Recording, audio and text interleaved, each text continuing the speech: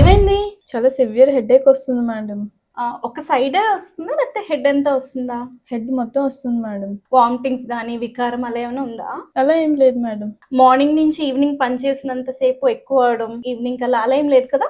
ఉంటుంది madam. So ఈ రోజు A to Z health series లో letter H, let's talk about headache. నేను doctor Saroja, fertility consultant, mom to be Vizag. తినకున్న symptoms ప్రకారం తినకి నార్మల్ హెడేక్ అంటే టెన్షన్ హెడేక్ అంటాం. ఇది కాకుండా మనం most important thing to rule out is migraine. Migraine అనేది వన్ సైడెడ్ హెడేక్ అనమాట, either left or right side ఉంటుంది.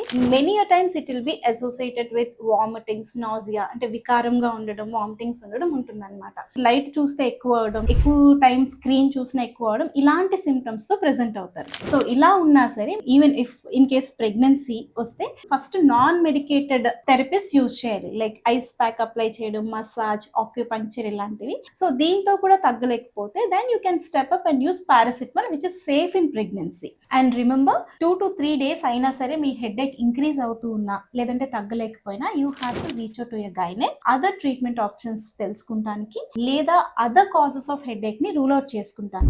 మీ ఫ్యామిలీలో కానీ తెలిసిన వాళ్ళలో కానీ ఎవరైనా ఫ్రీక్వెంట్ గా హెడేక్ అంటున్నారా? అయితే ఈ రీల్ షేర్ చేయండి. అలాగే మీకు ఎక్స్ట్రా ఇన్ఫర్మేషన్ కోసం కామెంట్ సెక్షన్ లో మైగ్రేన్ అని టైప్ చేయండి, మీకు ఇన్ఫర్మేషన్ మొత్తం DM చేస్తాం.